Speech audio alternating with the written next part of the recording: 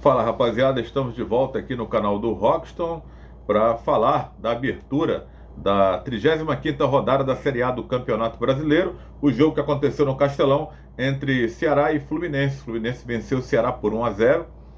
O Alvinegro, que jogou com portões fechados, foi punido aí pelo Superior Tribunal de Justiça Desportiva, 6 jogos de punição, e o torcedor do Ceará não pôde acompanhar o jogo no estádio. E não vai poder, né, nos próximos mais 5 jogos.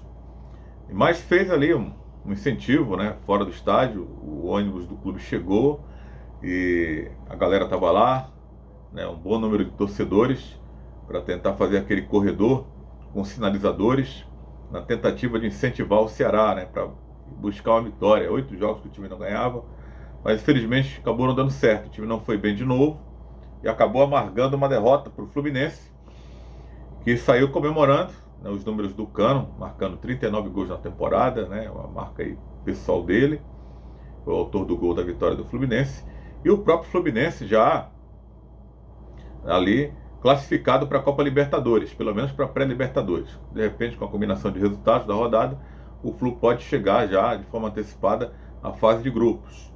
Mas está garantido na Libertadores, porque chegou a 61 pontos, segue na 4ª colocação, está na Libertadores porque o 9º colocado, que é o Fortaleza, não pode mais alcançar o Fluminense. Então, por isso, o tricolor das Laranjeiras acabou ali conseguindo, ali, pelo menos, figurar na pré-Libertadores, matematicamente. Fortaleza é 9º colocado, tem 48, o Fluminense chegou a 61. O tricolor de aço disputa apenas mais 12 pontos e o Fluminense está a 13. Então, o tricolor pó de arroz está na Libertadores, né? Então era uma partida também decisiva para a equipe do Fernando Diniz, para tentar, né, ratificar matematicamente aí a sua ida para a Copa Libertadores, premiar, né, o trabalho do próprio Diniz, que tirou leite de pedra com esse elenco limitado do Fluminense. Encaixou legal, são 4 jogos sem perder a essa altura do campeonato. E o Diniz quer alcançar marcas melhores aí com o time. Mas vamos falar do Ceará, né? A reestreia do garoto Juca no comando técnico alvinegro, depois da saída do Lúcio Gonçalves. O Ceará deu esse voto de confiança, também não tinha muito o que fazer, né? Tinha que deixar o auxiliar técnico do clube, da comissão técnica fixa do clube, interinamente até o final do campeonato. Eu até gravei no pré-jogo que valeria a pena, de repente, o Juca conhece os jogadores poderiam talvez se motivar um pouco a mais, né, para tentar conseguir conquistar uma vitória contra uma equipe que está ali, né, bem acima da tabela. Mas acabou não acontecendo isso, né? Começando pelas próprias escolhas do Juca, né? Para mim ele foi mal na escalação do time. O Richard está voltando agora do departamento médico e não vivia um grande momento. Não teria apostado no Richard, não. Deixou o Lima fora do time também. O Lima ainda é alguém que ainda faz alguma coisa ali na frente, faz um golzinho, arrisca de fora da área. Se tem pênalti, ele cobra falta. Enfim, deixou o Lima fora e deixou ali 3 volantes, né? Com Sobral, Richardson, que retornou ao time, que também não vive um grande momento, e o Richard, né? Volante também, que não teria voltado com ele. O outro questionamento é na frente. Como você tem o Jô, um atacante que é acostumado a pressões, mais experiente, e deixa no banco de reservas, e nem sequer coloca o cara no jogo. E coloca o Kleber, né? Nada contra o Kleber, pelo contrário, eu sou um dos maiores entusiastas do Kleber. Mas o Kleber também é exemplo de alguns jogadores do Ceará, não está em grande fase. O Kleber até vivia um bom momento, né, no time, né? Ele vinha fazendo os golzinhos ainda da equipe, mas só que se contundiu e veio a informação de que ele não voltaria mais nessa temporada. Mas acabou voltando, né? Acontece, né? Uma previsão às vezes do departamento médico, né? E o jogador tem uma recuperação mais acelerada. Só que clinicamente tudo bem, se recuperou, mas a fase é horrorosa, né? Não consegue dar sequência na jogada, e o que é pior, né? O Kleber acabou sendo expulso no segundo tempo, né, porque fez uma falta boba, tomou um amarelo, sem querer, acabou chutando ali a barriga do Nino, do zagueiro do Fluminense, e depois foi dar um carrinho, um lance mais adiante, e acabou fazendo uma falta para amarelo, acabou comprometendo aí o time. Por isso que eu digo, o Juca, ele começou errado, né? Nesse pensamento. Você não pode deixar o Ju fora desse time. Em uma linha de frente que a gente imaginava no pré-jogo com o Lima, com o Rigonato e com o Vina, poderia dar o que falar. Bem que o Rigonato também não jogou absolutamente nada, viu? Mas o Lima não poderia sobrar nesse time. Assim como o próprio Jô, né? Que eu acredito que poderia ter colaborado bem mais com o Ceará. Mas o Ceará começou, né? Dando as cartas, é o time que precisava da vitória. O Fluminense veio também buscar a vitória, mas jogando em casa, com aquela necessidade extrema de voltar a vencer no campeonato, para poder sair da zona de rebaixamento. Com empate o time sairia, né? Mas claro, teria o complemento da rodada, aí teria que torcer contra Cuiabá, contra Atlético Goianiense, para não voltar para a zona de rebaixamento. Por isso tinha que se garantir, tentar fazer o gol. Mas é muito difícil o Ceará fazer gol, viu? É muito complicado, né? É uma luta incessante. O time não consegue fazer gols. E o Fluminense tomou gosto do jogo, né? Começou a atacar, começou a troca de passes ali, principalmente pelo lado esquerdo. O Samuel Xavier no direito não foi nem tão acionado, mas do lado esquerdo ali começou a criar jogadas com o João Arias, estava caindo pelo setor ali, o próprio Paulo Henrique Ganso. E a bola chegava no finalizador do Fluminense, do Cano, né? Que não estava numa noite tão inspirada, não. Ainda bem para o Ceará, viu? Porque o Cano desperdiçou ali grandes oportunidades que ele não costuma desperdiçar. E o Fluminense perdeu com o Iago Felipe, o Cano colocou uma bola na trave, na sequência o Iago também colocou outra bola na trave. O Martinelli perdeu também uma chance incrível para o Fluminense. O Flu chegou a marcar com o Cano, mas estava impedido, né? Ali foi bem anulado o gol, a bandeira foi bem na parada ali. Mas o Fluminense atacava, perdia gols, mas dava espaço para o Ceará contra-atacar. E o Ceará, uma deficiência técnica, não conseguia atacar, né? Com toda a boa vontade do Nino, uma bola que ele teve lá, o Vina ficou esperando o passe sozinho na área, ele foi dar um toque a mais, acabou perdendo ali a jogada, bizonhamente. Realmente a fase do Ceará é muito preocupante. Para esse time ficar na Série A, viu, ele vai ter que parir um pouco espinho, pelo visto. Porque tem mais 9 pontos para disputar, o time não joga bem, o time não tem inspiração, pressiona o adversário, mas nada assim que leve perigo. Teve uma chance ali, uma boa chance no primeiro tempo com o Vina, mas é muito pouco, né? Para uma equipe que se propõe a ficar na Série A e que precisa extremamente vencer seus jogos, para não ficar dependendo de resultados, ficar torcendo contra ninguém, contra outros, né? Cuiabá, Atlético Goianiense, Curitiba, mas não consegue, né? E uma vitória contra o Fluminense seria muito importante, né? Você vencer um adversário que está ali disputando ali na parte de cima, dá aquele gás que de repente o time pode precisar. Nas mudanças pouco acrescentaram, né? Yuri Castilho, será que agora nessa reta final que ele vai ser o que a torcida esperava por ele, ou o que a diretoria esperava quando contratou? Tava na cara que não ia dar certo, né? O Eric, né, com todo o esforço do Eric também, um jogador muito esforçado, ciscador, conseguiu dar até um chapéu no jogador do Fluminense, no Alan, mas nada que pudesse, né, mudar ali o quadro, né, de finalizações do Ceará, que é horroroso. A gente lamenta muito aí a situação do time, que não pode mais chegar àquele número cabalístico dos 45 pontos, que é a margem de segurança para a equipe permanecer na Série A. É claro que isso pode diminuir, né? O próprio Ceará já se salvou certa vez com 40 pontos. Mas o time não vence, né, rapaziada? Aí fica difícil, né? Tem 3 jogos, vai disputar 9 pontos, tem 34, pode chegar a 43. Mas teria que vencer todos os jogos, né? Todos os 3 jogos.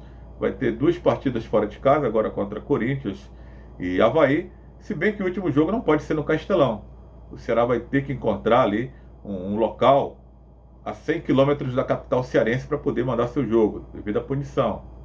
Não foi aplicada nesse jogo contra o Fluminense, mas no próximo jogo, Ceará contra o Juventude, como mandante, não poderá mandar o seu jogo na capital cearense.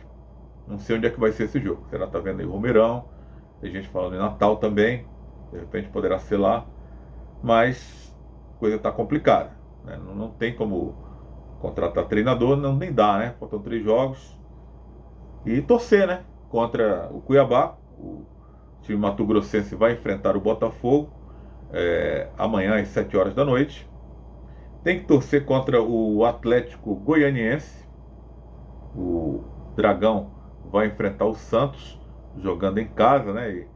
E a gente imagina ali um resultado de vitória do Atlético, né? Porque o Atlético é muito forte jogando em casa. Nessa atual fase do campeonato, a gente imagina uma vitória do Atlético, né? Mas, ao mesmo tempo, torce para que não aconteça, né? Para que o Ceará ganhe essa sobrevida e voltou para a zona de rebaixamento, né? Está na zona de rebaixamento. Perdeu o jogo para o Fluminense por 1-0. Mas que a situação não piore, né? O Atlético vencendo é outro time que vai ultrapassar o Ceará. Até com o empate vai ultrapassar. Aquela história que a gente fala e é repetitivo aqui, e é chato mesmo. O Ceará tem 6 vitórias, o Atlético Goianiense já tem 8.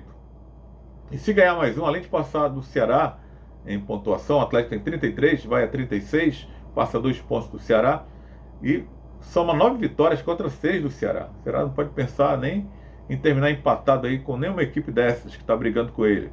Cuiabá também já tem ali uma vitória a mais que o Ceará, tem 7 contra 6 do Ceará, tem 8, aliás, né? Tem 8 também, venceu a última partida. Tá complicado, hein, Ceará? E tem também o Curitiba, né, que já tem 10 vitórias, né? Então o Ceará tem que correr, ganhar os jogos para terminar na frente em número de pontos dessas equipes, né? O Curitiba vai enfrentar na rodada o time do Juventude, né? O time do Juventude que já está rebaixado. O jogo vai ser nessa quarta-feira às 7 horas da noite, lá na Serra Gaúcha. Porém, né, não é fácil vencer o Juventude. O Curitiba é a única equipe nem o Juventude, né? O Juventude conseguiu vencer um jogo fora. O Curitiba não venceu nenhuma partida fora. Não sei se terá forças para vencer esse Juventude, né? Que tem só 3 vitórias no campeonato, mas se costuma, né, jogar em casa e não perder os jogos, né? É difícil, né? O Fortaleza e Ceará, a dupla não conseguiu vencer o Juventude lá. O Fluminense foi derrotado lá, né? E o Curitiba joga lá, né? Pode ser que de repente o Juventude vença o Curitiba, né? De repente o Ceará vai ter que torcer por isso aí, pro Coxa, que está na frente do Ceará. Tem um ponto a mais, tem 35. Mas perdendo o jogo, continua com 35, né? Então ali as chances do Ceará se renovam, né? No momento em que os adversários, né, tem que torcer. Infelizmente tem que torcer. E na outra rodada, o Ceará vai ter que torcer para que o Fortaleza ganhe do Atlético Goianiense. É algo assim inimaginável, mas vale uma permanência na Série A. Mas só que antes, não adianta torcer, né, se o Ceará não ganha os jogos. Vai encarar o Corinthians agora no próximo sábado, né, lá na Neoquímica Arena. O Corinthians que perdeu pouquíssimos jogos. O Ceará vai precisando vencer mais do que nunca, né? Não conseguiu vencer em casa e agora fica mais complicado vencer um adversário. O Corinthians, ok, que ele já está em fim de temporada ali, mas a galera não vai aliviar não, né? A galera quer ficar ali dentro do G4, que agora virou G6 com a conquista do Flamengo, da Libertadores. 6 equipes, né, se classificarão já para a fase de grupos. O Corinthians está praticamente dentro, mas são as despedidas do Vitor Pereira. E claro, ele vai querer se despedir em alto estilo aí do comando técnico do Corinthians. Então é mais um jogo aí para o Ceará capinar sentado e tentar buscar um resultado positivo. O empate, dependendo das circunstâncias, do que rolar nessa 35ª, pode até que não seja um mau negócio. Agora depois ele vai ter que vencer o Avaí e vai ter que vencer o Juventude. Porque eu tenho defendido, né, que de repente o Ceará ganha 2 jogos, daqui para o final e empata 1, pode permanecer na Série A. Porém, o time não ganha, né? Esse é o X da questão, né? O time não consegue ganhar. Ok, vamos esperar aí o próximo jogo. Esperar que o Ceará não seja derrotado novamente, né? Vai completar 10 jogos, né? O erro foi... tá aí claro, né? O time mal treinado. Com o Dorival, esse mesmo elenco funcionava, né? Tava começando a fazer um bom campeonato brasileiro, fez uma excelente Copa Sul-Americana, mas depois que a diretoria errou a mão em contratar o Marquinhos, em inventar o Lúcio Gonçalves de treinador. 10 jogos, irmão. Foram 10 jogos, prejuízo grande para o time, né? De 30 pontos disputados, o time conquistou 7 apenas, né? O prejuízo foi grande. Essa ideia aí de trazer o Lúcio acabou com o Ceará no campeonato, com as pretensões de disputar novamente uma competição internacional. Agora o time está brigando ali, né, nas últimas colocações para permanecer, para ver se tem fôlego para permanecer na Série A. Mas vamos torcer, né, para que o pior não aconteça. E o Alvinegro aí, sob o comando do Juca, com a ajuda também do PC Guzmão, que agora é coordenador técnico do Ceará, possam salvar o Ceará de um rebaixamento para a Série B do Campeonato Brasileiro, que seria desastroso, né? As receitas cairiam, né? E a gente não deseja isso para o representante do futebol cearense. Se inscreve no canal, deixa aí a sua curtida, que é bem importante para o nosso trabalho poder atingir a outras pessoas e chegar a outras pessoas. E você também pode acompanhar o meu trabalho no programa Futebol Alegria, que vai ao ar de segunda a sexta-feira, a partir de 11 horas da manhã, na TV Metrópole, canal 16.1, com a apresentação do Kleber Tubarão, com os nossos comentários. E também o programa vai simultaneamente aqui no YouTube, pelo canal Futebol Alegria Oficial. Até a próxima, rapaziada.